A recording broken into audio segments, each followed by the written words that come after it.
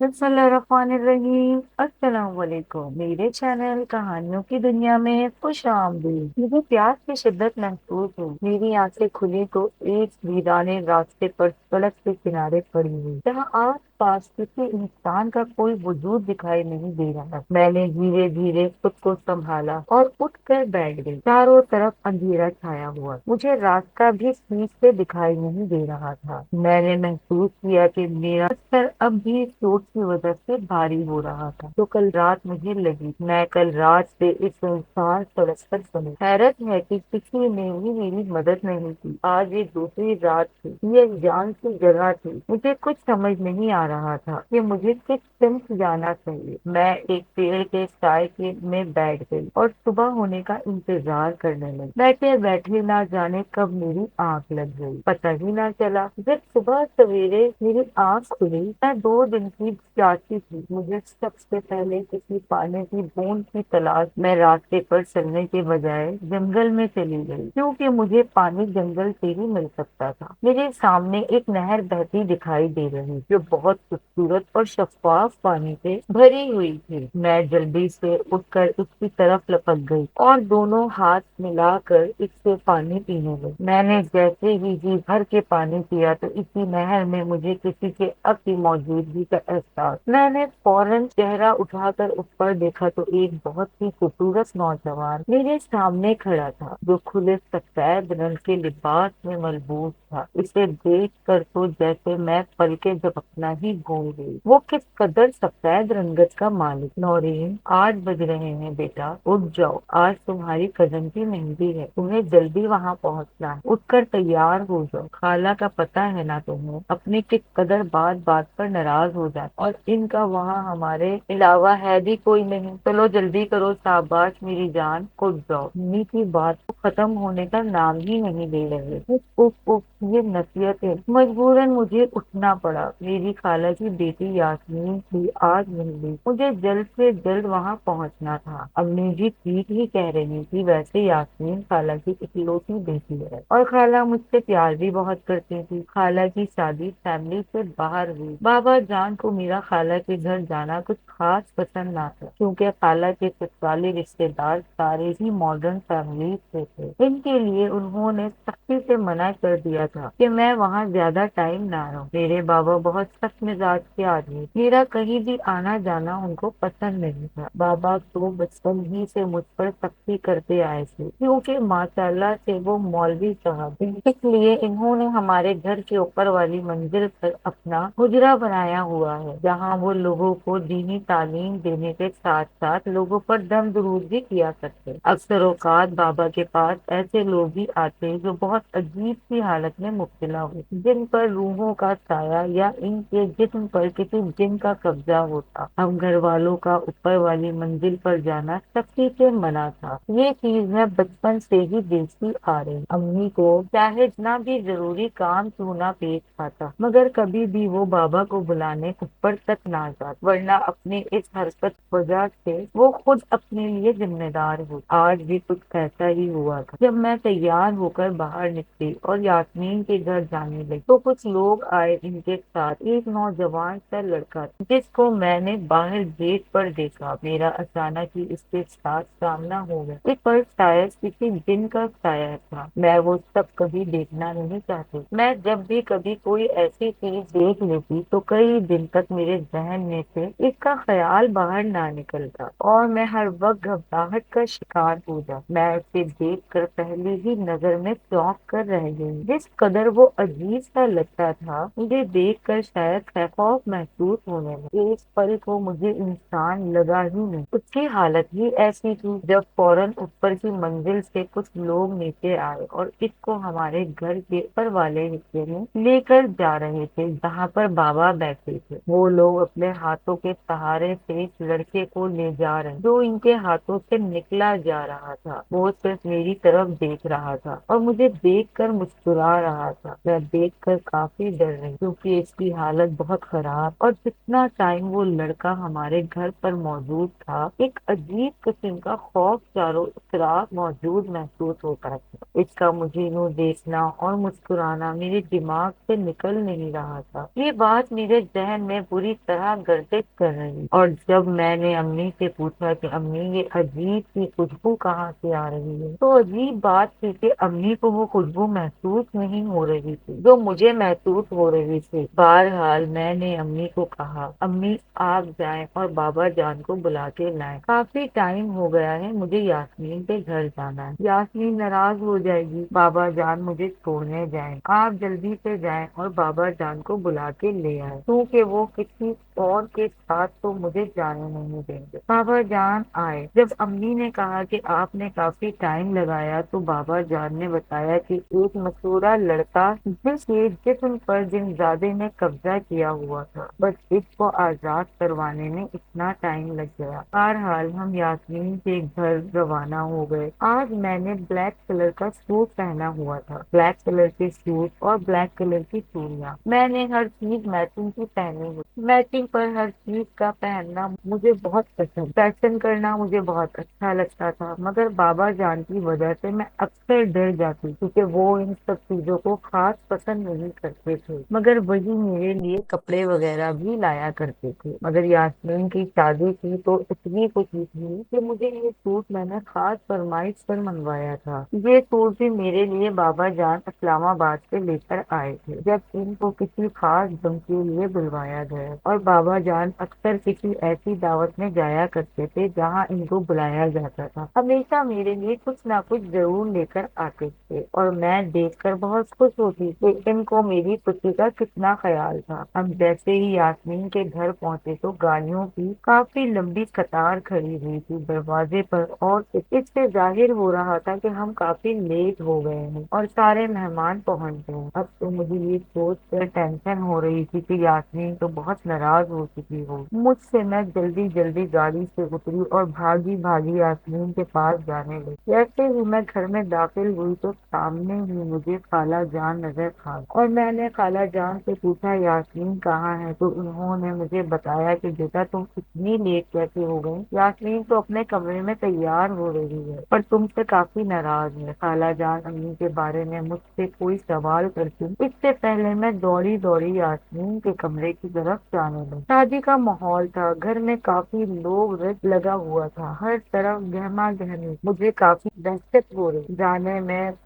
آخر کار میں یاسمین کے کمرے تک پہنچ گئی۔ میں جیسے ہی اس کے پاس پہنچی تو میں نے فوراً ہی اس سے کہنا شروع کر دیا یاسمین تم مجھ سے کوئی شکوہ شکایت کرو، اس سے پہلے میں تمہیں بتا دیتی ہوں کہ ابو کافی مصروف تھے اس لیے میں لیٹ ہو گئی، پلیز تم مجھ سے ناراض مت ہونا، تم تو جانتی ہی ہو کہ مجھے کہیں اکیلا جانے ہی نہیں دیتے۔ یاسمین نے مجھے کہا کہ خالو یہی چاہتے ہیں کہ وہ تمہیں اپنے گھر میں قید کر کے رکھے اور تم کہیں بھی نہ جاؤ، تو صرف ایک بہانہ ہے مصروفیات کا۔ ارے یاسمین یہ بہانہ نہیں ہے، سچ میں آج ابو کے پاس کچھ ایسے لوگ آئے تھے جن کے ساتھ ایک لڑکا تھا اور بیچارے کے جسم پر ایک دن کا قبضہ ہوا تھا، مجھ سے تو اس کی حالت بھی ابھی تک بھولی نہیں جا رہی، کافی تکلیف میں تھا بیچارہ۔ اور یاسمین میں تمہیں ایک حیرت کی بات بتاؤں، وہ لڑکا نہ جانے کیوں مجھے دیکھ کر مسکرا رہا تھا، اس کا چہرہ ابھی بھی میری آنکھوں کے سامنے آ رہا ہے، نہ جانے کیسی کشش تھی اس کی مسکراہٹ میں، تو مجھے کافی ڈر لگ رہا ہے، اور پلیز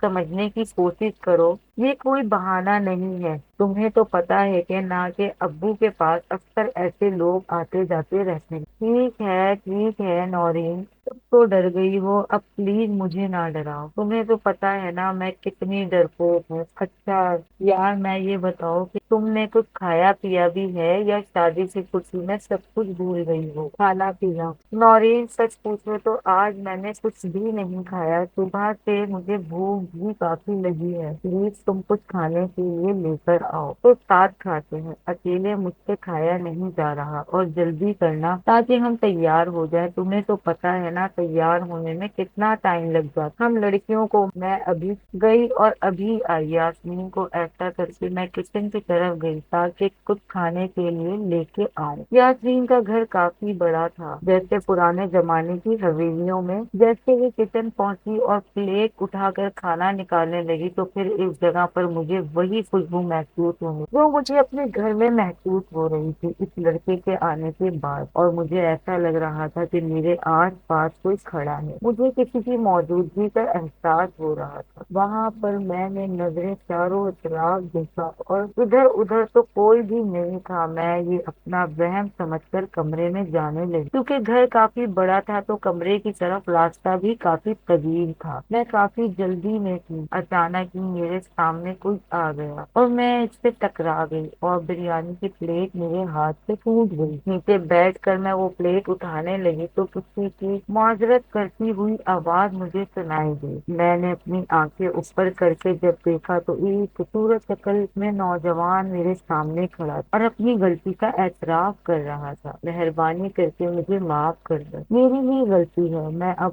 آپ سے ٹکرا گیا اور میں یہ سوچ رہی تھی کہ عجیب بات ہے کہ جب کہ غلطی میری تھی یہ لڑکا سارا الزام اپنے اوپر ڈال رہا تھا۔ خیر میں پھر سے کچن میں گئی اور دوسرا کھانا لے کے یاسمین کے کمرے میں ہم دونوں نے ساتھ مل کر کھانا کھایا۔ ہم ابھی کھانا کھا رہے تھے میں باتوں میں مگر کہ امی اور خالہ کمرے میں آ گئی اور کہنے لگی ابھی تک تم دونوں کھانا ہی نہیں کھا چک رہی اور نہ ہی تیار ہوئی ہو، سارے مہمان گھر میں آ گئے ہیں۔ ہم دونوں نے ایک دوسرے کی طرف دیکھا اور جلدی جلدی میں برتن سمیٹنے لگی۔ جیسے ہی وہ برتن کچن میں رکھنے گئی تو وہ لڑکا ابھی تک وہیں پر کھڑا فون پر کچھ دیکھ رہا تھا۔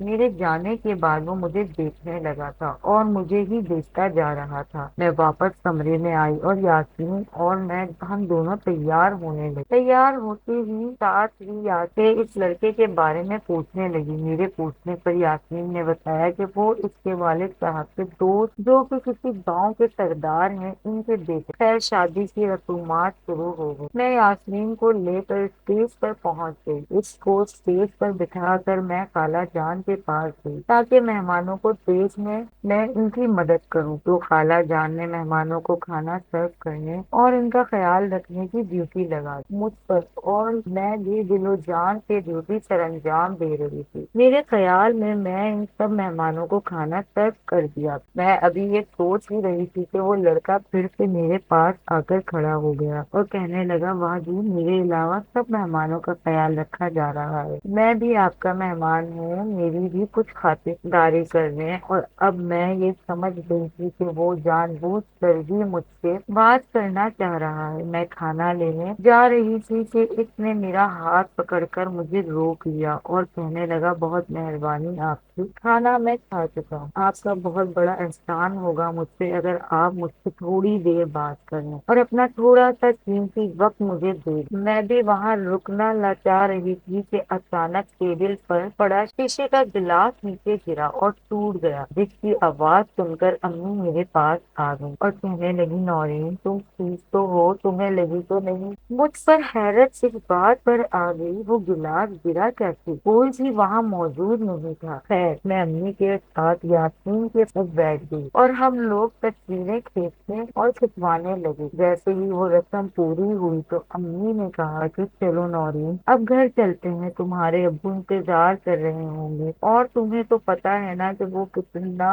غصہ کرتے ہیں ہمارے لیٹ ہونے پر، اور اب بھی مجھے یقین ہے کہ وہ کافی غصہ کریں گے۔ یہ سن کر یاسمین امی سے کہنے لگی خالہ جان آج تو نورین کو میرے ساتھ رک جانے دی۔ یاسمین کی اتنی منت پر امی جان نے آخر کار مجھے اجازت دی۔ امی جان اور مجھے بابا جان کے غصے کا اندازہ تو تھا، لیکن پھر بھی امی جان نے مجھے کہا کہ تم یاسمین کے پاس رک جاؤ، اس کی شادی ہے، میں اسے مایوس نہیں کرنا چاہتی، تمہارے بابا جان کو میں سمجھا لوں، تم بے فکر ہو جاؤ۔ یہ کہہ کر امی گھر چلی گئی۔ یاسمین کی ان کی ددیال کی پوری فیملی ان کے گھر موجود تھی اور ان کے بابا جان کے دور کے جو دوست تھے ان کی فیملی بھی انہیں کے گھر پر رکی ہوئی تھی۔ رات کے 12 بج رہے تھے، گھر میں سب لوگ سو چکے تھے، میں بھی سونے ہی والی تھی کہ اچانک میری پانی کے جگ پر نظر پڑ گئی جو خالی پڑا تھا، اور میں نے سوچا پہلے پانی لے کر آتی ہوں پھر سو جاتی ہوں، کیونکہ رات کو اکثر مجھے پیاس لگتی ہے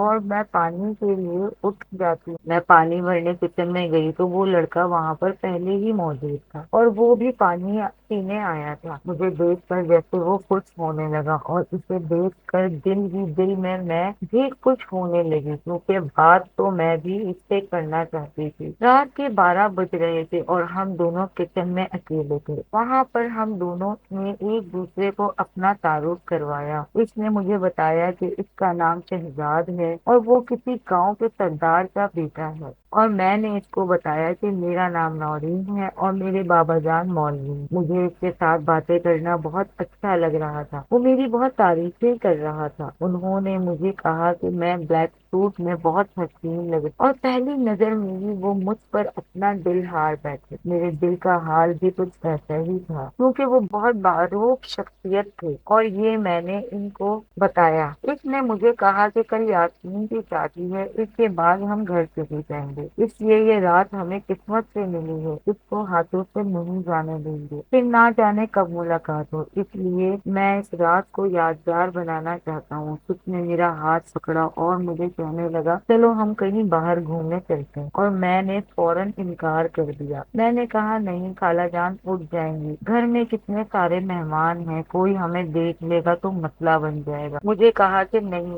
سب لوگ تھک چکے ہیں اور گہری نیند سو چکے، کوئی اٹھے اس سے پہلے ہم واپس آ۔ مجھے ڈر تو کافی لگ رہا تھا، مگر اس کے اصرار کرنے کے بعد میں اس کے ساتھ چلی گئی۔ باہر کی دنیا میں نے بہت کم ہی دیکھی بابا جان کی سختیوں کی وجہ سے۔ بابا جان ہمیں کہیں بھی گھمانے نہیں لے جا سکتے، مگر گھومنے اور باہر کی دنیا دیکھنے کا بچپن سے ہی مجھے بہت شوق تھا۔ یہ رات میری زندگی کی بہت حسین رات، اس رات مجھے اپنی زندگی بہت خوبصورت نظر آ رہی۔ میں نے اس رات سے پہلے اتنی خوبصورت دنیا نہیں دیکھی جو کہ اس رات مجھے نظر آئی۔ ہم کافی دیر تک باہر رہے، اتنی دیر کے آسمان میں سورج کی روشنی ہلکی ہلکی نظر آنے لگی۔ میں نے شہزاد سے کہا کہ اب چلو، تھوڑی دیر میں اذانیں ہونے لگی اور کوئی نہ کوئی نماز کے لیے ضرور اٹھ جائے گا، ہمیں گھر چلنا چاہیے، اور ہم دونوں واپس چلے گئے۔ اگلی صبح یاسمین کی شادی تھی۔ جیسے ہی سب لوگ چائے ناشتے سے فارغ ہوئے تو خالہ جان ہمارے کمرے میں آئی اور کہنے لگی لڑکیوں،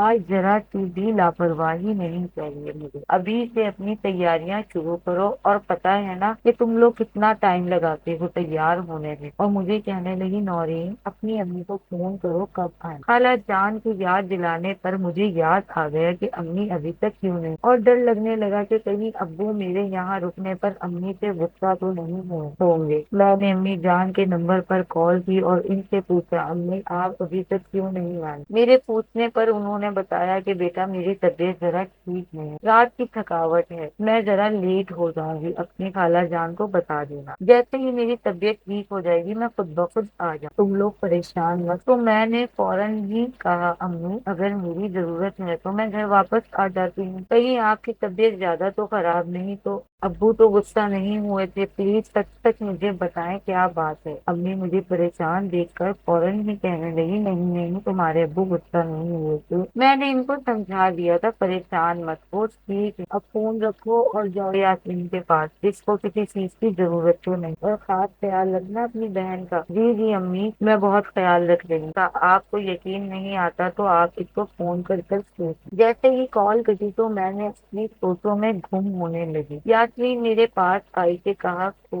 کھوئی کھوئی بیٹھی ہو، بتاؤ تو صحیح کہ رات کہاں تھی، کتنا ٹائم لگا دیا تھا، کہاں گئی تھی؟ میری آنکھ کھلی تو تم اپنے بستر پر نہیں تھی، اور میں سمجھ گئی تھی کہ تم کہاں ہو سکے، اب تمہاری بہن ہوں میں نہیں سمجھوں گی تو کون سمجھے گا؟ یاسمین اور میں باتیں کر رہے تھے کہ پھر خالہ جان آ گئی کہ ہاں تم لوگ ابھی تک یہاں پر بیٹھے ہو، چلو تیار ہو جاؤ، اور خالہ جان کے کمرے میں آئی تو میں ان کو امی کا پیغام بھی دے دیا۔ خالہ جان سنتے ہی تھوڑا مایوس ہونے لگی، پھر میں نے ان کو بتایا کہ خالہ جان امی آ جائیں گے، آپ پریشان مت ہوں۔ خالہ جان بھی تھوڑی گھبرا رہی تھی اور پریشان پریشان ہو رہی تھی کیونکہ ان کی پہلی اولاد کی شادی تھی اور بیٹی کی شادی کے ٹائم جو ماں کے دل پر گزرتی ہے وہ ایک ماں ہی سمجھ سکتی ہے، اور یہ دل جوئی صرف بہن ہی کر سکتی۔ اس ٹائم خیر یاسمین کو تیار کرنے کے لیے پارلر آ گئی تھی۔ یاسمین کے بابا نے شہر کے مشہور پارلر کی بیوٹیشین بلائی تھی۔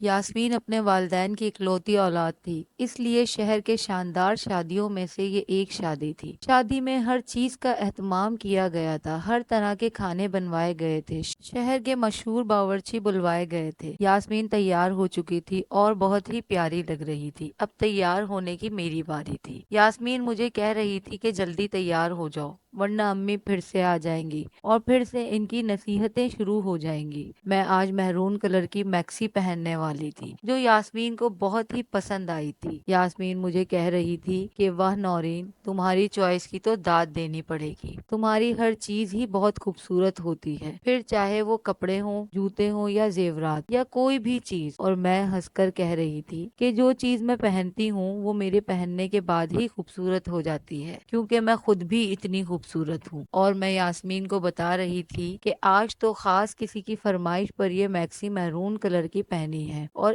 اس کے لیے ہی میں اتنا اچھا تیار ہو رہی ہوں۔ ہم ابھی باتیں ہی کر رہے تھے کہ ایک لڑکی آئی اور کہنے لگی کہ بارات آ گئی۔ بارات کے آتے ہی کافی شور مچ گیا، میوزک پٹاخے جیسے اکثر شادیوں میں ہوتا رہتا ہے، اور یاسمین کو لے کر میں اسٹیج پر گئی جہاں پر دولہا صاحب پہلے سے ہی یاسمین کا ویٹ کر رہے ہیں۔ یاسمین کو اسٹیج پر بٹھا کر اچانک مجھے خیال آیا کہ امی جان تو ابھی تک نہیں آئی، اور پھر ان کو فون کرنے کے لیے کمرے میں جا رہی تھی کیونکہ باہر کافی شور تھا۔ اچانک میرے سامنے شہزاد آ گئے اور کہنے لگے ماشاء اللہ، آج تو قتل کرنے کا ارادہ ہے میڈم کا۔ وہ تعریف پر تعریف کیے جا رہے تھے اور مجھے بہت اچھا لگ رہا تھا اپنی تعریف سننا۔ میں کمرے میں گئی اور وہ میرے پیچھے پیچھے آئے اور مجھے کہنے لگے کہ میں آپ کے لیے ایک تحفہ لایا ہوں، مہربانی ہوگی اگر آپ اسے قبول کریں تو۔ اور ایسا کہتے ہی اس نے مجھے پائل دکھائی اور مجھے کہنے لگا کہ یہ پائل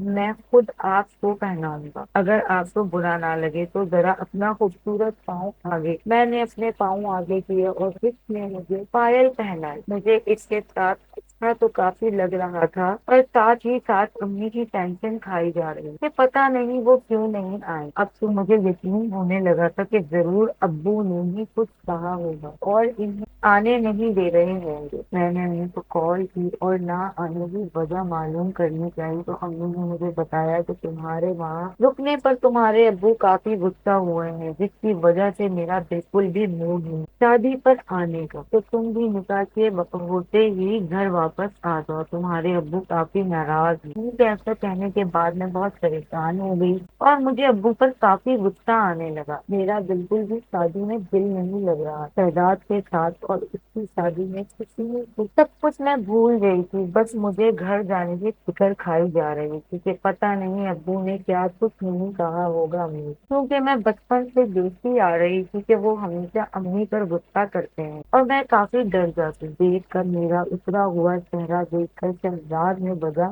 معلوم کرنی چاہی تو میں نے سب کچھ اسے بتا دیا کہ ابو کو ہمارا کہیں بھی جانا پھرنا پسند نہیں، تو شہزاد مجھے کہنے لگے تمہیں بھی گھومنے کا حق ہے، دنیا دیکھنے کا حق، اور ہر انسان کو یہ تمہارے ابو کو تم پر ایسی پابندی نہیں کرنی چاہیے۔ اور وہ مجھے کہنے لگا کہ گھٹ گھٹ کر جینا بھی کوئی جینا ہے، انسان کو آزادی کے ساتھ جینا چاہیے، تمہیں اپنے ابو سے بات کرنی۔ اس بارے میں اس کی بات سن کر میں سوچنے لگی کہ شاید شہزاد ٹھیک کہہ رہے ہیں، اور میں نے فیصلہ کر لیا کہ اب میں ابو سے بات ضرور کروں۔ مجھے اپنی زندگی مرضی کے مطابق جینے کا پورا حق ہے، تب تک آخر میں ایسے گھٹ گھٹ کر جیتی رہوں، تب تک میں ابو سے ڈرتی رہوں گی۔ اور میں نے شہزاد کو بتایا کہ امی نے مجھے فوراً گھر بلایا ہے، اب ہم کیسے ملیں گے اور کیسے بات کریں گے۔ یہ کہہ کر میں کافی اداس ہو گئی تو شہزاد نے اپنا فون نمبر مجھے دیا اور مجھے کہا کہ تم مجھ سے اس نمبر پر رابطہ کرنا، میں ہر حال میں تمہارے ساتھ ہوں، تمہارا جو بھی فیصلہ ہوگا تم ہر قدم پر مجھے اپنے ساتھ پاؤ گی۔ اس کی ان باتوں نے مجھے اور مضبوط بنا دیا تھا۔ جیسے ہی نکاح ہو گیا تو میں گھر چلی گئی۔ میں گھر پہنچی تو ابو کافی غصے میں تھے اور امی رو رہی تھی۔ میں جیسے ہی امی کے کمرے میں گئی تو امی مجھے گلے گلے لگا کر رونے لگی اور میں نے ابو سے کہا کہ ہمیں بھی زندگی جینے کا حق ہے، آپ کب تک ہم پر ایسے پابندیاں لائٹ کرتے رہیں گے؟ اور میں نے ابو سے کہا کہ ہمیں بھی زندگی جینے کا حق ہے، آپ کے اس رویے سے ہم بہت تنگ آ گئے ہیں۔ میرا اس سے ایسے کہتے ہی ابو نے اس رات پہلی بار مجھ پر ہاتھ اٹھایا تھا۔ وہ پوری رات میں نے رو کر گزاری تھی اور ساری بات میں نے فون پر شہزاد کو بتا دی تھی۔ شہزاد نے مجھ سے وعدہ کیا کہ وہ اس قید سے مجھے دور لے جائے گا اور ایسا ہی ہوا۔ اگلی صبح کو میں نے اپنی کچھ ضروری سامان پیک کر لیے تھے۔ میں کمرے سے باہر آ گئی تو امی ناشتہ بنا رہی تھی۔ میں نے امی کی مدد کرنی چاہی۔ امی جان آپ آرام کریں، میں ناشتہ بناتی ہوں، آج آپ سب لوگ میرے ہاتھ کا بنا ہوا ناشتہ کھاؤ گے۔ ارے نہیں نورین، تم بیٹھو، ناشتہ میں خود ہی بناؤں گی، تمہیں تو پتا ہے نا تمہارے پاپا کے لیے ناشتہ ہمیشہ میں خود ہی بناتی ہوں۔ امی کی باتوں سے یہ محسوس ہو رہا تھا کہ وہ اب بابا جان سے ناراض نہیں ہیں، پر ناراض ہو کر کب تک رہیں گی؟ ان کو اب عادت ہو چکی ہے ان سب چیزوں کی۔ ہم سب نے مل کر ناشتہ کیا۔ مجھے لگ رہا تھا کہ بابا جان مجھ سے بہت ناراض ہیں، اس لیے انہوں نے مجھ سے کوئی بات چیت نہیں کی، ورنہ ہر روز ناشتے کے ٹائم وہ مجھ سے ڈھیروں باتیں کرتے تھے۔ ایک دن بابا جان لاہور جانے والے تھے کسی دعوت پر، اور یہ ساری بات میں شہزاد کو بتا چکی۔ اس نے مجھے کہا کہ یہ موقع اچھا ہے، میں تمہیں لینے آؤں گا، تیار رہنا۔ اور رات ہوتے ہی شہزاد آ گئے۔ دروازے پر کھڑے ہو کر انہوں نے مجھے کال کی۔ میرا دل بہت گھبرا رہا تھا۔ میرے دل میں ایک بار امی کا خیال آیا تھا، میرے جانے کے بعد وہ کافی اکیلی ہو جائیں گی۔ پھر بعد میں ابو کا غصہ یاد آنے لگا جو مجھ سے اب برداشت نہیں ہوتا تھا، اور میں زندگی جینا چاہتی تھی، اور میں اپنا پرس لے کر شہزاد کے ساتھ چلی گئی۔ زندگی کی مشکلات کو مجھے اندازہ نہیں تھا کہ میں کس قدر خود کو کسی بہتال میں ڈھکیلنے جا رہی ہوں۔ میں اب یہ میری زندگی میں نیا ہونے والا موڑ میرے لیے کتنی مشکلات لانے والا ہے۔ میں اس فیصلے پر کس قدر سوار ہونے والی ہوں۔ میں ایک انگیز گھوڑی پر سوار جو کر شہزاد کے ساتھ چلی گئی۔ تقریباً 1 گھنٹہ گزر جانے کے بعد میں نے شہزاد سے پوچھا کہ ہم کہاں جا رہے ہیں، تو شہزاد نے مجھے بتایا کہ میں فی الحال تمہیں اپنے گھر نہیں لے جا سکتا، کیونکہ میں نے اپنے والدین سے ابھی تمہارے بارے میں بات نہیں۔ ایسا اچانک تمہیں لے جاؤں گا تو ابا جان ناراض ہو جائے، اور میری امی اس طرح تمہیں کبھی بھی قبول نہیں کرے۔ تو میں نے پوچھا کہ ہم کہاں جا رہے ہیں، پھر اس نے مجھے بتایا کہ ایک جگہ ہے ہمارا فارم ہاؤس، میں تمہیں وہاں لے کر جاؤں گا۔ تو میں نے شہزاد سے کہا جہاں بھی تم مجھے لے جاؤ گے، پر پہلے ہم نکاح کریں گے پھر جائیں گے۔ تو اس بات پر اس نے کہا کہ اب کافی رات ہو گئی ہے، ہمیں کہیں بھی کوئی بھی نکاح خوان نہیں ملے گا، ہم چلتے ہی کل انشاءاللہ نکاح کر لیں گے۔ تم فکر کیوں کرتی ہو، میں نے تمہارے ساتھ وعدہ کیا ہے، میں وعدہ خلافی کبھی نہیں کروں گا۔ تم ڈرو نہیں، تم میرے پاس محفوظ رہو گی۔ وہ اپنی باتوں سے مجھے یقین دلانے میں کامیاب ہو چکا تھا، اور میں بھی مضبوط ہوتی جا رہی تھی۔ شہزاد مجھے اپنے فارم ہاؤس لے گیا جو شاید کافی عرصے سے بند پڑا۔ کا دروازہ کھولتے ہی مجھے وہاں پر ایک عجیب سا خوف محسوس ہونے لگا۔ وہاں ایک عجیب سی دہشت کا ڈیرا تھا، ہر طرف سناٹا چھایا ہوا تھا، کیونکہ یہ جگہ ایک ویرانے میں تھی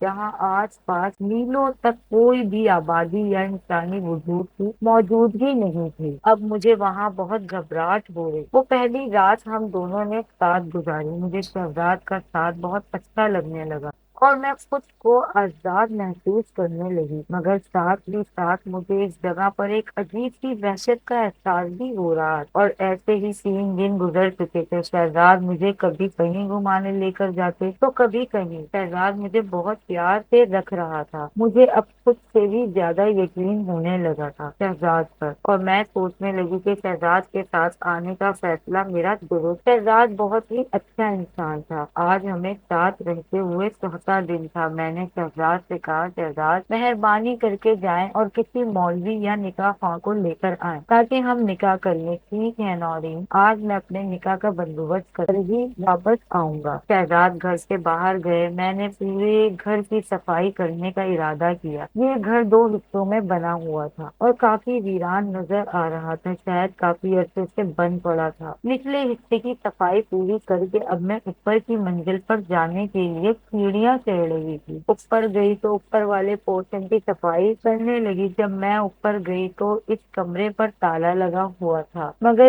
اس کی کھڑکی کا شیشہ ٹوٹا ہوا تھا۔ میں نے کھڑکی سے جھانکا تو یہ دیکھ کر حیران رہ گئی، کیونکہ وہاں پر لڑکیوں کے کچھ پھٹے ہوئے کپڑے اور ٹوٹی ہوئی چوڑیاں موجود تھی۔ میں دیکھ کر کافی ڈر گئی۔ میرے خوف میں مزید اضافہ ہوا تب جب دیوار پر جگہ جگہ خون کے نشان تھے۔ میری سانس رکنے لگی، میرے پیروں تلے زمین نکل چکی تھی۔ میں شدید خوف پر شکار تھی کہ یہ سب کیا ہے کہ اچانک دروازے پر دستک ہوئی۔ میں بھاگتی دوڑتی نیچے آ گئی۔ دروازہ کھولتے ہی تو شہزاد سامنے کھڑے تھے اور اس کے پیچھے کچھ لوگ کھڑے تھے۔ میں اس سے کوئی سوال پوچھنے ہی والی تھی کہ کون لوگ ہیں، تو اس سے پہلے اس نے مجھے بتایا کہ یہ میرے کچھ دوست ہیں، تم ان کے لیے چائے کا بندوبست کرو جب تک میں انہیں بتاتا ہوں۔ میں شہزاد کی بات سن کر کچن میں گئی۔ مجھے آج شہزاد کا رویہ تھوڑا عجیب نظر آ رہا تھا اور میں بہت خوفزدہ تھی۔ اس نے مجھے چائے کا سامان دیا۔ میں نے کچن میں کھڑی ان کے لیے چائے بنا رہی تھی۔ سامان میں ماچس تو موجود ہی نہیں تھا۔ میں واپس مڑی کہ میں شہزاد سے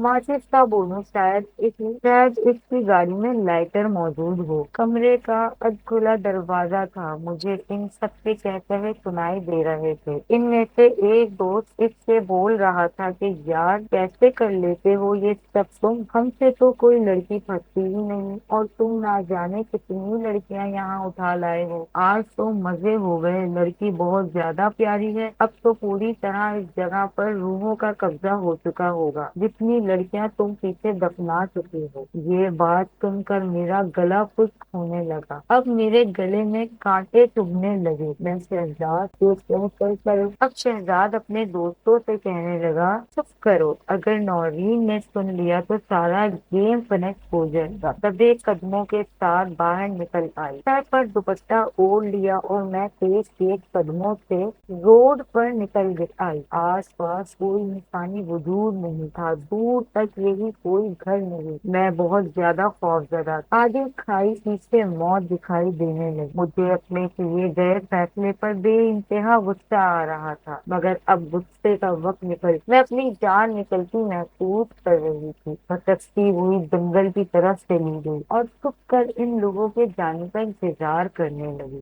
جنگل بہت زیادہ گھنا تھا، میرے پاس اور کوئی راستہ نہیں تھا۔ کچھ دیر بعد ہی وہ لڑکے مجھے جگہ جگہ ڈھونڈنے لگے۔ میں گاڑیوں میں چھپ کر ان سب کو دیکھ سکتی۔ بہت جگہ ڈھونڈنے کے بعد شہزاد زور سے چلانے لگا، شاید اس نے ہماری باتیں سن لی، وہ زندہ بچنی نہیں چاہیے۔ میرا اعتبار بری طرح ٹوٹ چکا تھا۔ میری تکلیف کا اندازہ صرف مجھے ہی تھا، کس قدر اپنے باپ کے گھر پر محفوظ تھی، اب گھر سے نکلتے ہی محسوس اور رسوائی میرا پیچھا کر رہی۔ کچھ دیر ڈھونڈنے کے بعد وہ سب لوگ وہاں سے چلے گئے۔ مجھے جب اس بات کا یقین ہو چلا کہ وہ لوگ جا چکے ہیں، میں جنگل کے اندر چلی گئی اور دوسری طرف ایک سڑک دکھائی دی۔ میں اس پر چلنے لگی، اندھیرا پھیلنے والا تھا، میرے قدم اب ساتھ دینے سے قاصر تھے۔ اچانک ہی مجھے محسوس ہوا کہ مجھے پیچھے سے زوردار ٹکر لگی۔ میں شاید کسی گاڑی سے ٹکرا گئی اور گر کر وہیں بے ہوش ہو گئی۔ مجھے بے ہوش ہوئے شاید 2 دن ہو چکے تھے۔ میرے سر پر چوٹ کافی گہری، مجھے پیاس کی شدت ستانے لگی تھی۔ میری آنکھیں کھلی تو میرا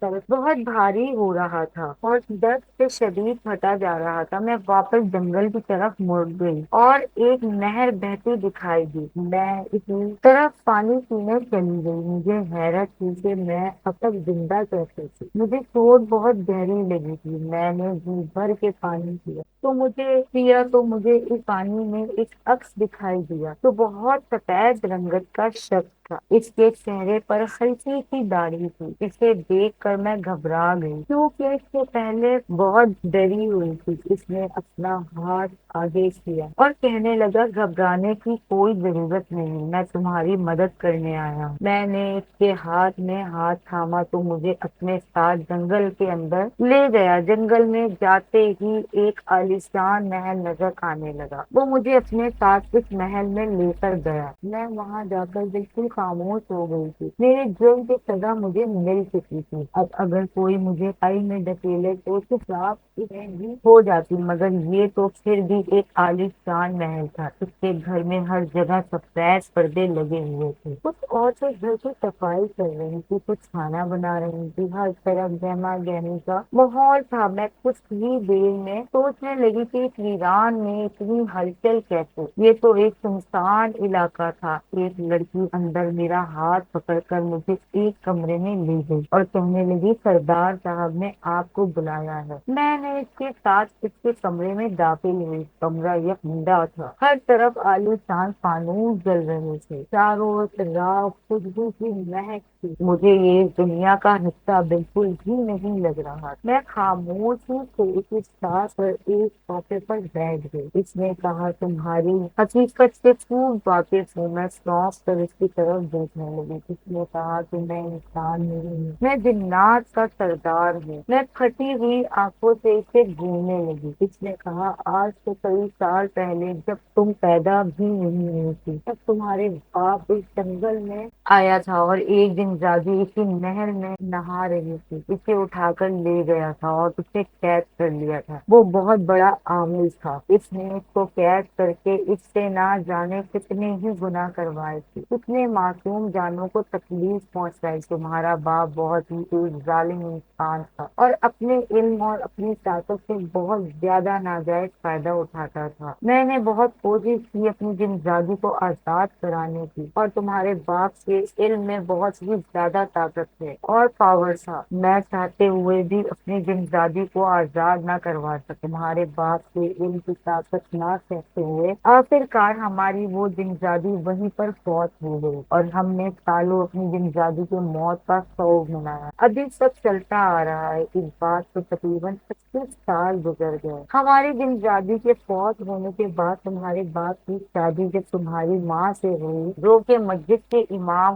اور جب ہی نیک عالم کی بیٹی، تمہارا نانا جان کا علم تمہارے باپ سے کئی گنا زیادہ تھا اور طاقتور۔ انہوں نے کبھی بھی کسی کو نقصان نہیں پہنچایا۔ سالوں پہلے اسی جنگل میں تمہارے نانا جان پلہ کاٹنے کے لیے آئے تھے، اور میں نے موقع کا فائدہ اٹھا کر تمہارے باپ کی شکایت لے کر تمہارے نانا جان کے پاس گیا تھا۔ تمہارے باپ کو نانا جان صرف انسانوں کی نہیں بلکہ جنوں کی بھی مدد کرنے والے تھے۔ بہت ہی نیک انسان اور عامل تھے۔ میری بات سنتے ہی انہوں نے ایک پتھر پر جو کے درمیانے سائز کا تھا، اس پر دم کیا اور تمہارے باپ کے سارے ناجائز کام دیکھے۔ تمہارے باپ نے جس کے ساتھ ناجائز کی، جس پر ظلم کیا، جس کی بھی دل آزاری کی، سب تمہارے نانا جان کی آنکھوں کے سامنے آ گیا۔ اس پتھر کے ذریعے وہ تمہارے نانا جان نے مجھ سے وعدہ کیا کہ وہ اسے اس انسان کو صحیح راہ پر لے کر آئیں گے۔ تمہارے باپ سے اپنی بات منوانے کے لیے اور اسے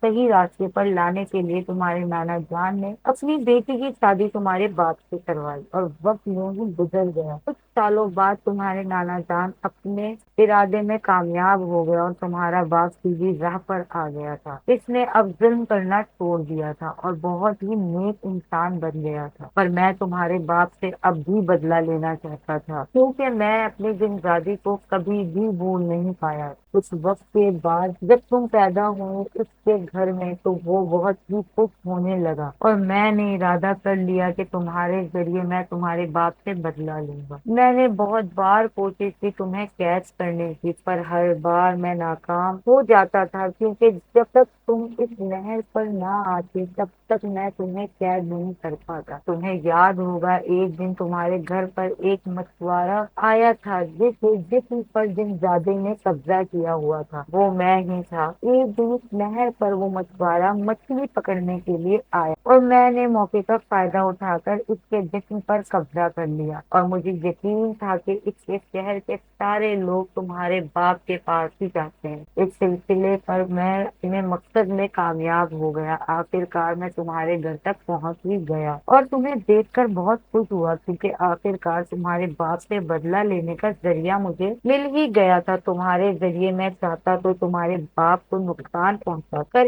اس سے بدلہ لے سکتا تھا، پر میں نے ایسا نہیں کیا، جس طرح اس نے مجھ سے میری جنزادی چھینی تھی میں بھی اس سے اسی طرح بدلہ لینا چاہتا تھا۔ اس کا سب سے عزیز رشتہ چھین کر اس کو سالوں میں دیکھ کر تمہارے باپ کے دل کے قریب تمہارے سوا اور کوئی بھی نہ تھا۔ اس کی زندگی میں سب سے عزیز رشتہ، یہ ساری بات میں اچھی طرح سے سمجھ چکا۔ دن رات کی ساری بات میں نے خاموشی سے سنی، کیونکہ اس کی بات سننے کے علاوہ میں کچھ بھی نہیں کر سکتی تھی۔ اور جنوں کے سردار نے مجھے کہا چلو میں تمہیں کچھ دکھاتا ہوں، اس نے میرا ہاتھ پکڑا اور محل سے باہر لے گیا جنگل کی طرف۔ وہ مجھے اسی راستے پر لے جا رہا تھا جس راستے سے میں محل کی طرف آئی، اور چلتے چلتے وہ مجھے سڑک پر لے گیا جہاں پر میں بے ہوش ہو گئی اور 2 دن وہیں پڑی رہی تھی۔ ایک دن رات نے اس سڑک پر مجھے لا کر کھڑا کر دیا تھا۔ میں نے دیکھا تو وہاں پر کافی لوگوں کا ہجوم تھا، اور مجھے دیکھ کر یہ حیرت ہو رہی تھی کہ جب اس ویران سڑک پر میں 2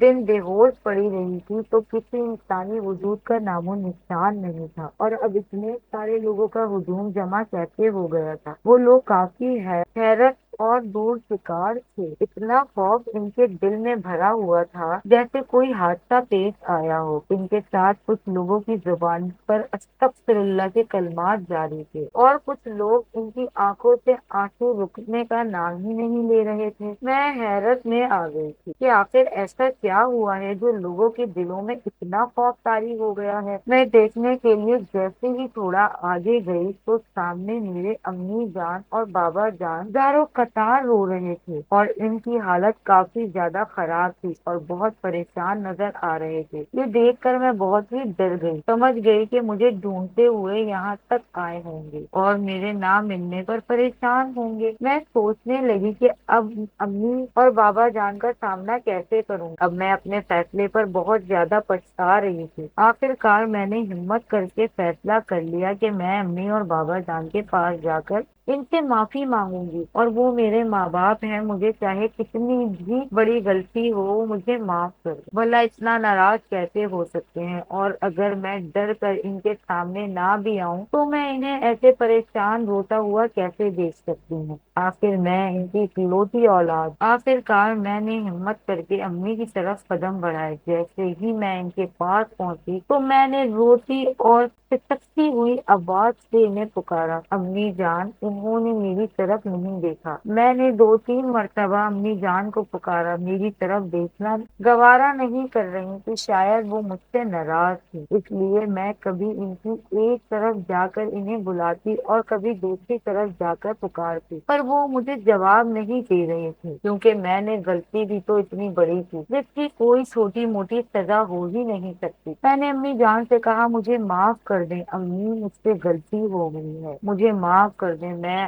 آپ کی اکلوتی اولاد ہوں، میں آپ کی بیٹی ہوں، آپ مجھے کیسے ناراض ہو سکتی ہیں، وہ بھی اتنا زیادہ۔ پر امی مجھے جواب بالکل بھی نہیں دے رہی تھی، وہ مجھے ایسے نظر انداز کر رہی تھی جیسے میں ان کو نظر ہی نہیں آ رہی ہوں۔ اپنی امی جان سے کہا، امی جان اگر آپ میرے ساتھ ایسا کریں گی تو بابا جان کی ناراضگی سے مجھے کون بچائے گا؟ مہربانی کر کے آپ تو میرا ساتھ دیں، مجھ سے غلطی ہو گئی، مجھے معاف کر دیں، آپ تو میری ہر غلطی معاف کر دیتی ہیں، آپ تو ہمیشہ میرا ساتھ دیتی ہیں، تو اس بار ایسا کیا کریں میرے ساتھ امی جان، مجھے معاف کر دیں امی جان کہہ کر میرا حلق خوش ہو گیا تھا۔ ایسا کہہ کے بابا جان کے پاس گئی۔ بابا جان امی جان میری بات نہیں سن رہی، مہربانی کر کے آپ دونوں مجھے معاف کر دیں، آپ تو مجھ سے بات کریں۔ میں نے جیسے ہی بابا جان کو ایسا نیچے دیکھا سڑک پر جہاں پر بابا جان کھڑے تھے، تو دیکھ کر میرے پیروں تلے زمین نکل گئی۔ میں حیران رہ گئی